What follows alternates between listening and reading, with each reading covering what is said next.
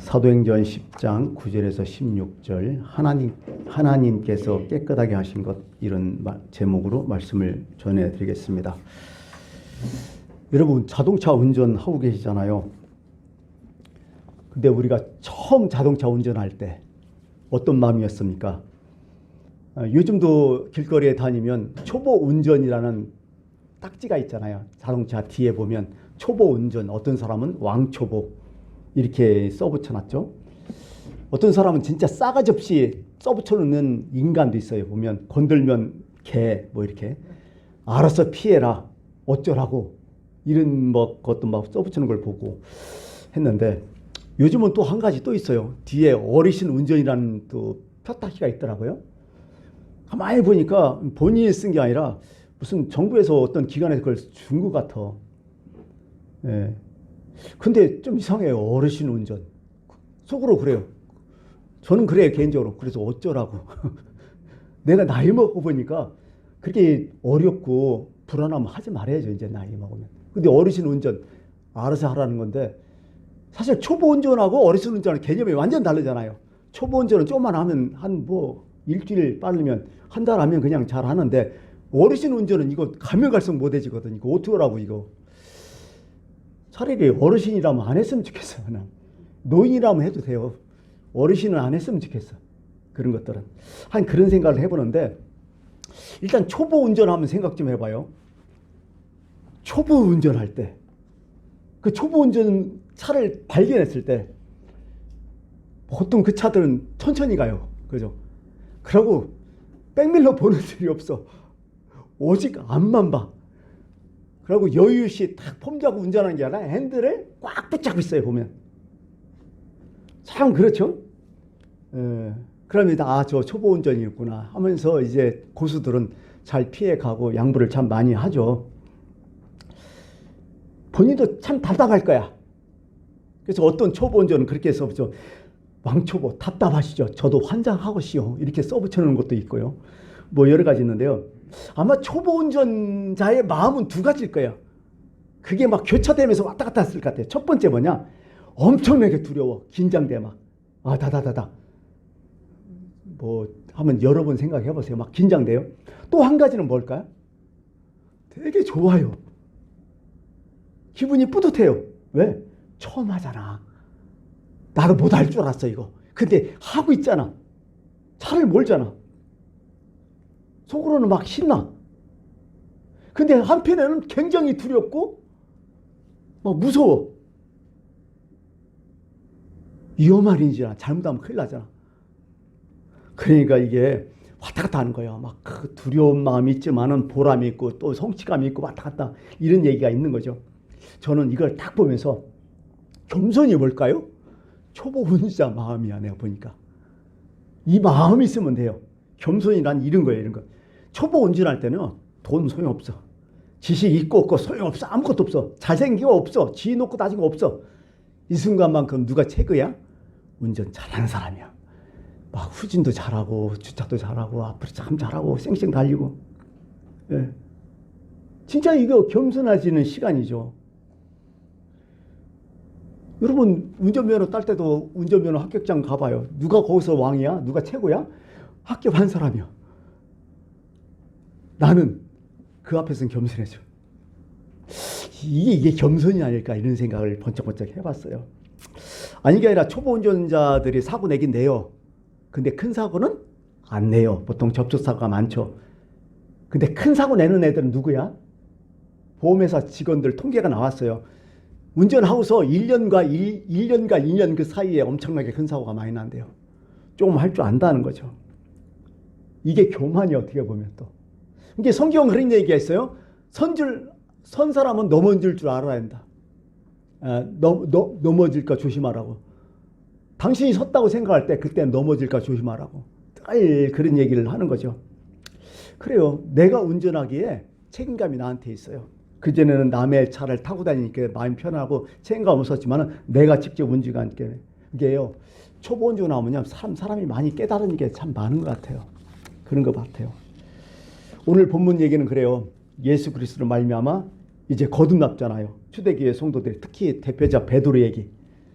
마가의 다락방에 성령 체험이 있고서 그 마음에 엄청난 감각과 희열과 기쁨이 있었어요. 부활하신 예수님을 직접 내 마음속으로 만났고, 그리고 그뿐만 아니라 예수를 믿으면서 큰 권세와 힘이 생겼어요. 내 안에 없던 엄청나게 놀라운 변화가 막 일어나요. 어떤 일이 있었을까요? 베드로가 첫 번째 예루살렘 성전 앞에서 남에서부터 앉은 베개를 이렇게 세우잖아요. 설교를 딱 했더니 막 한 3,000명, 수천 명씩 회개하고 막 돌아와요. 중풍병자, 불치병 그냥 이렇게 세워버려요. 때로는 죽은 사람 살려내버려. 베드로가 더 깜짝 놀랐을 거예요. 엄청나게 능력 있고 변화가 막 많았어요. 근데 한편에서는 걱정되는 거예요. 장차 이게 어떤 일이 일어났을까? 또한 외부적으로 드러나는 문제가 뭐예요?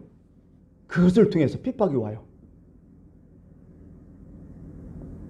박해를 해요. 고난이 있어요. 피난을 해요. 베드로도 마음도요, 두 가지야. 한편에서는 은혜 받고 성령 충만하고 기뻤지만은 한쪽에서는 여러 가지 제약이 많았고 힘든 문제가 막 일어나게 됐던 거죠. 초대교회의 신앙은 뭘까요? 그냥 심플하게 딱 정리하면 딱 이거, 살아서는 어떤 마음이요? 살아도 괜찮다. 죽어도 천국이다. 부활신앙했어요. 내가 죽으면 하나님 나라다.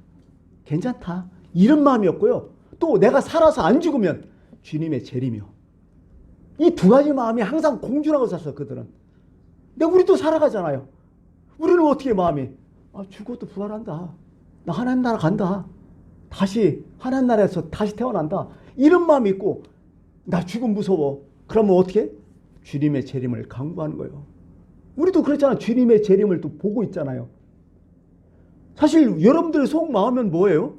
내가 죽지 않고 주님의 재림 왔으면 참 좋겠다고. 그런 분이 거의 다 100%죠 뭐.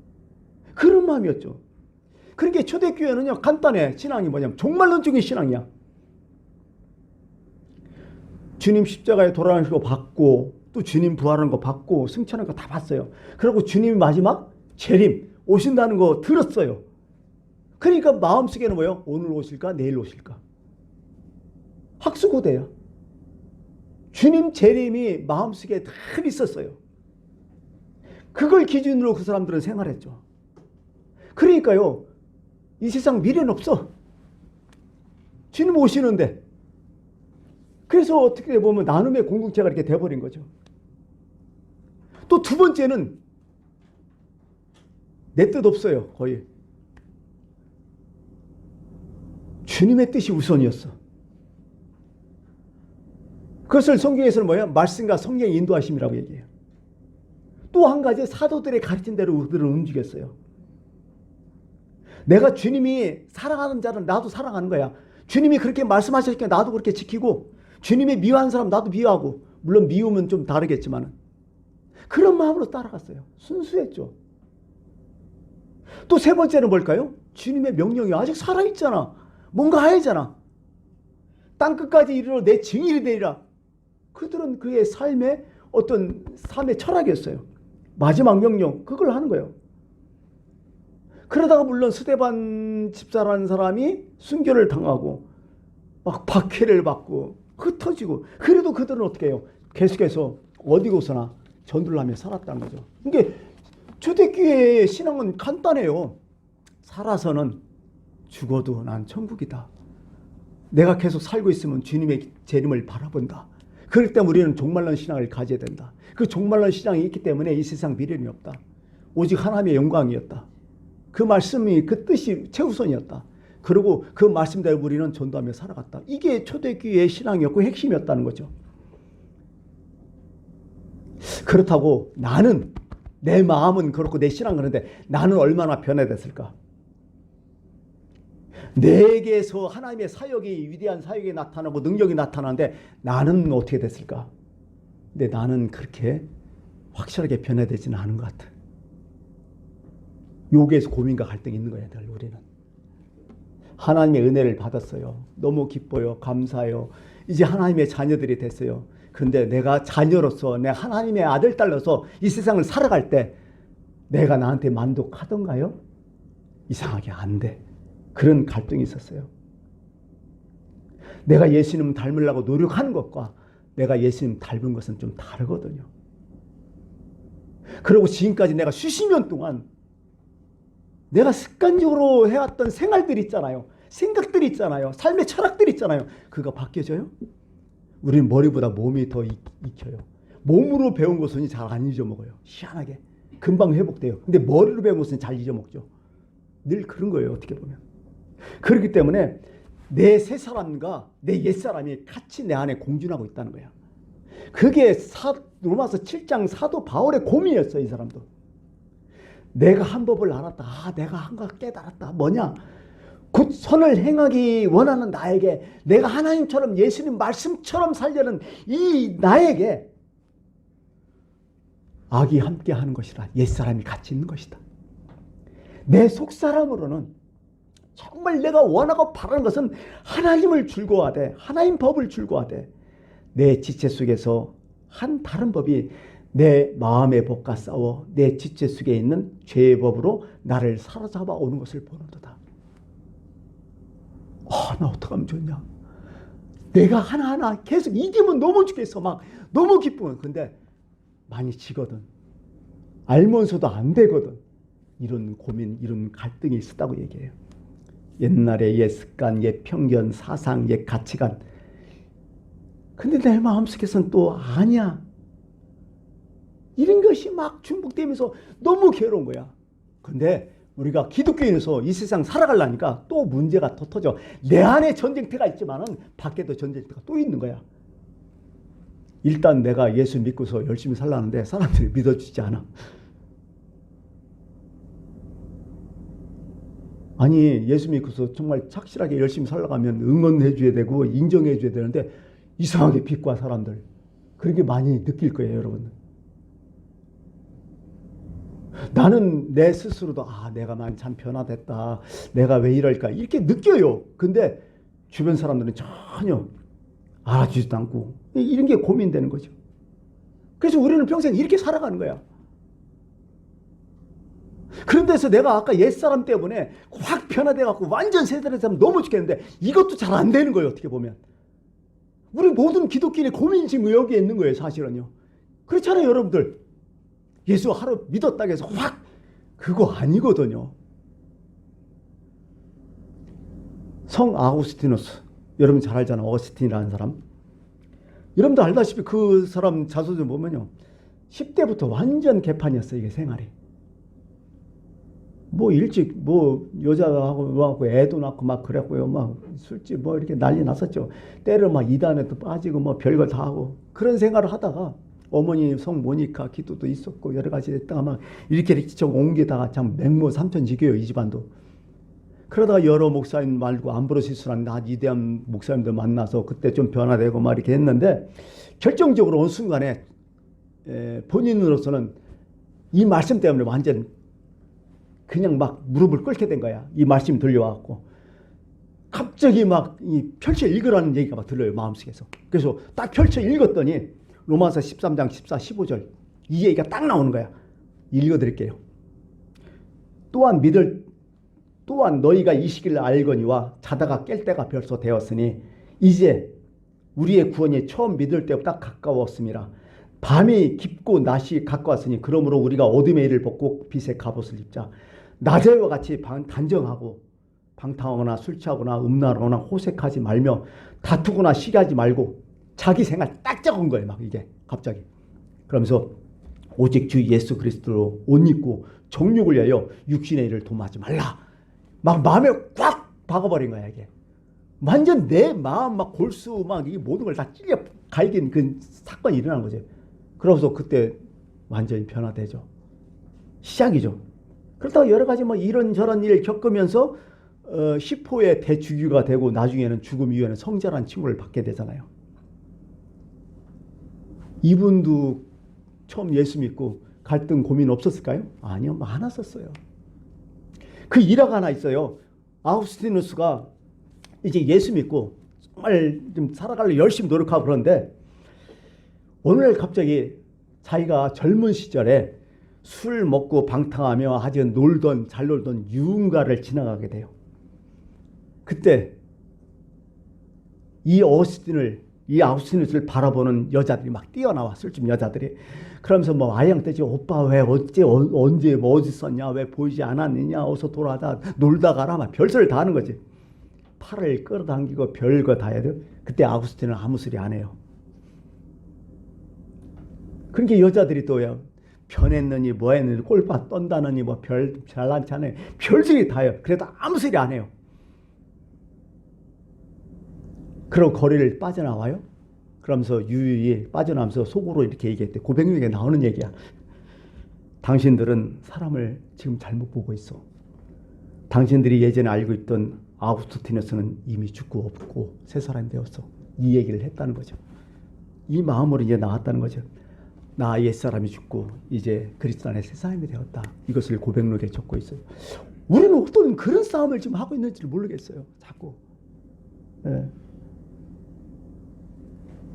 변화됐는데 사람들은 이걸 인정하지 않으려고 해요. 비난하려고 하지 여기에 대해서 뭐요? 응원하지 않아요. 실제적으로 어떤 사람이 그런 얘기예요. 이 사람이 하루에 단갑 3개 시켰대요. 3갑 시켰대요. 술도 엄청 먹고. 근데 이거 먹고 버틸 사람 있어요? 얼마 못 버틴 거야. 그러니까 이러다 죽겠다 하다가 어떻게 해서 이렇게 하다가 예수 믿었어. 그러고서 은혜 받았는데 담배를 끊어버렸어. 대단하죠. 그야말로 정말 자기 자신은 그렇게 내가 이렇게 변하다니? 자기 자신은 자기가 뿌듯하게 생각해. 근데 친구들은 뭐래? 왜 술 안 먹느냐, 뭐 하느냐, 너 왜 이거 안 하느냐, 인정하지 않은 거예요. 이런 것들이 있어요. 우리는 이런 삶 가운데 우리는 지금 살아가고 있는 거죠. 한번 여러분, 제가 이런 얘기 했으니까 여러분 한번 생각해요. 여러분들은 얼마나 새로워졌다고 생각해요? 그리고 내가 새로워진 마음으로 지금 살려는데 사람들한테 얼마나 인정받고 도움받고 있다고 생각해요? 사실 어려울 거예요. 근데 성경은 얘기해요. 이것저것 다 물론 중요하지만 소용없다. 가장 중요한 게 우리가 바뀌는 것은 뭐냐? 세계관이 바뀌어야 된다는 거예요. 예수 믿고. 그 세계관이 바뀌어서 나의 삶에 변화가 있어야 된다는 거예요. 그 세계관이 바뀌면 어떤 일이 일어나냐? 나의 몸에 대한 어떤 습관들, 풍습, 제도, 윤리, 가치관, 이것이 새롭게 변화된다는 거예요. 그게 우리의 싸움이라는 거죠. 오늘 베드로도 그런 얘기가 해요. 오늘 베드로도 어떤 일이냐? 베드로가 지금까지 어렸을 때부터 자랐던 유대계의 환경들이 있을 거 아니에요. 제도, 습관, 풍습들이 있을 거 아니에요. 그러고 예수 믿고 은혜 받고 새로운 세계관이 딱 바뀌는데 그게 엄청 갈등인 거야. 이것 때문에 베드로도 힘들었던 거야.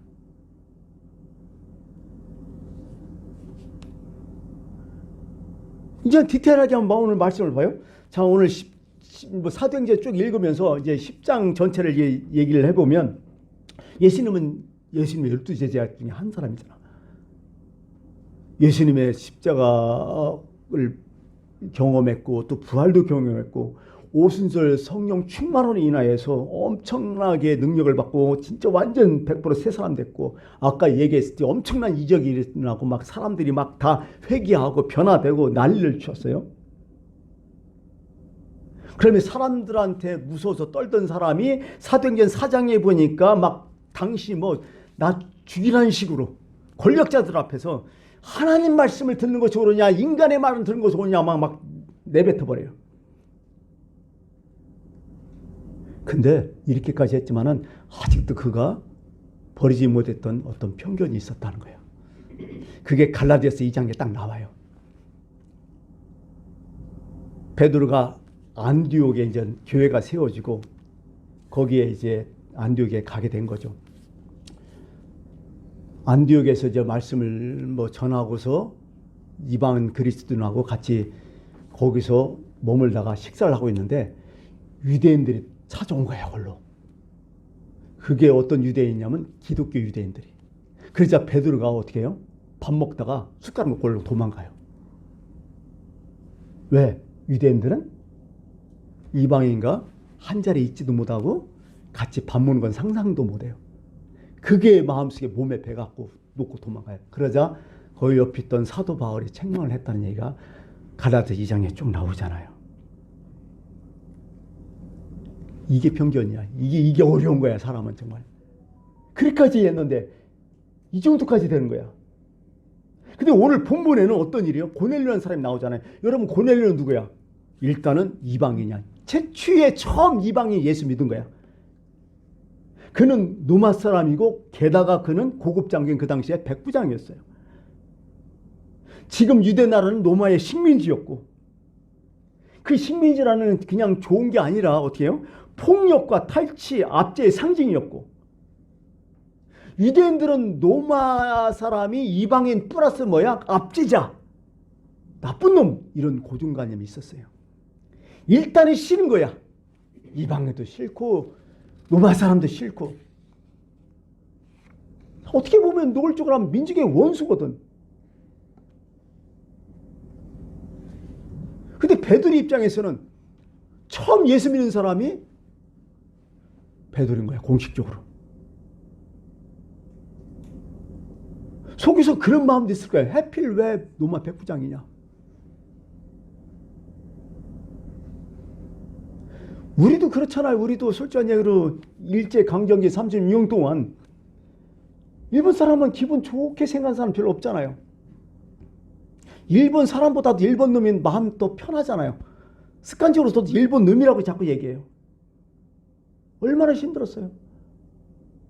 가면 갈수록 더 심해졌잖아요. 태평양 전쟁 일으키면서 더 고통스러웠잖아요. 나중에는 문화통치, 1920년 이후에는 문화통치하면서 완전 이름성 다 바꿔버리고 말도 싹 못쓰게 했잖아요. 애들이 그때 힘들었다고 하잖아요. 학교에서는 일본말 하고 집에서 일본말 하면 부모한테 또 한국말 하는데 또 터지고 참 힘들게 살았죠. 물론 일본 사람이 다 나쁜 건 아니에요. 일본 군국주의자들, 이놈들이 나쁜 놈들이지. 유대 나라는 지금까지 속국으로만 계속 끌려왔어요. AD BC죠. BC 586년 그 이후로 거의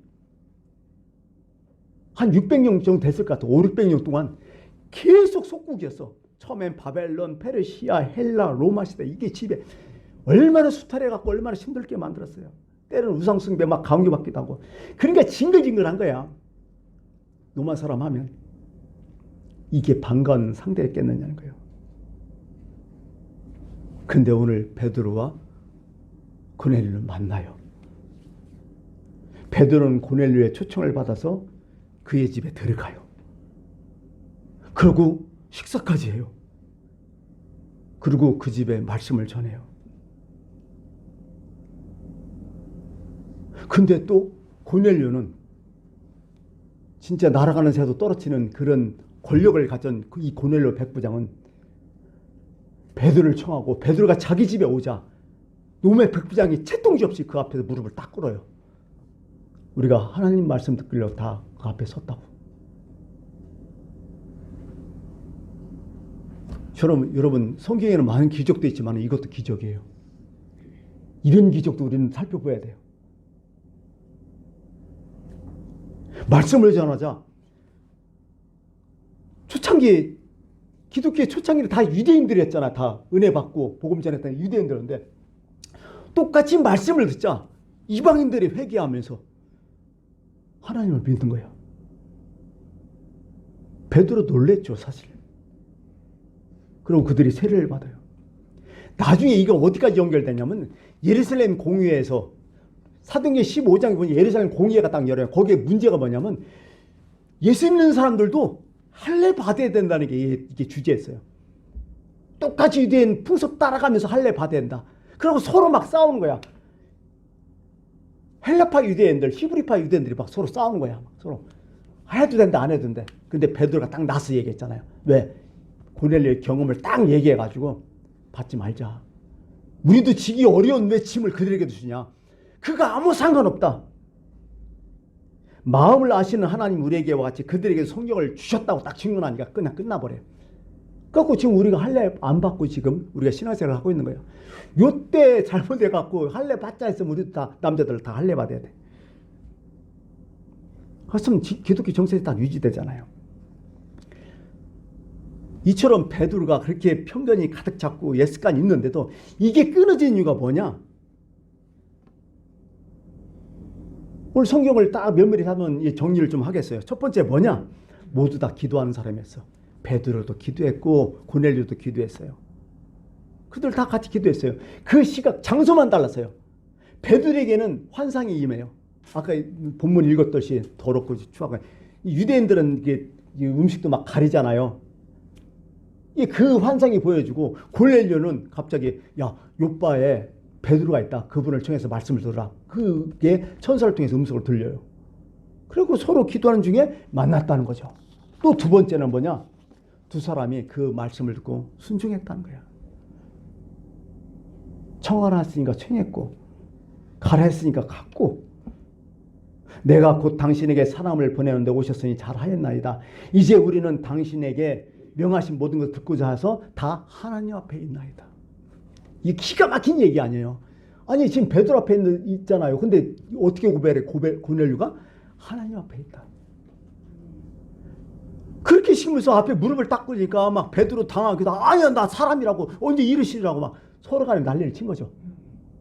여러분 우린 다 누구 앞에 있어요? 전하 여러분이나 다 지금 하나님 앞에 있어요. 누구는 하나님의 말씀의 집행자고 누구는 드릴 사람 이거 없어요.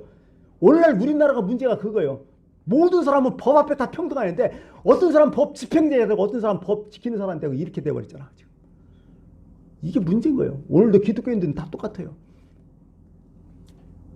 여러분이나 나나 다 하나님 앞에 있어야 돼요. 하나님 말씀에 그대로 있어야 돼요. 이게 맞는 거 아니에요. 이게 순종이야. 하나님 앞에서. 이렇게 됐다는 거죠. 기도와 순종이었어요. 결국. 다 같이 주님 앞에 기도하면서 그 말씀에 그 뜻에 순종했기 때문에 이런 편견이 없었던 거죠. 이제 말씀을 좀 맺을까 합니다. 제가 이제 15절 말씀을 듣고 마음에 감동받았어요. 두 번째 소리가 있으되 하나님께서 깨끗하게 하신 것을 네가 속되게 하지 말라. 기가 막힌 말씀이요. 하나님이 그렇게 했으면 그런 거요. 이거 순종해야 돼요. 하나님이 정결하신 거 그렇게 돼요. 자기 옛 습관, 자기 옛 어떤 가치관 의미 없어요. 파이 이런 거죠. 그래서 베드로는 이렇게 얘기해요. 34, 35절 10장에 내가 참으로 하나님은 사람을 외모로 보지 아니하시고 각 나라 중 하나님을 경외하며 의를 행하는 사람 다 받으실 줄 알았다. 내가 선민이지만은 아니다. 선민은 누구냐? 간단하다. 하나님을 경외하는 것이다. 하나님을 믿는 것이다. 그게 바로 선민이다.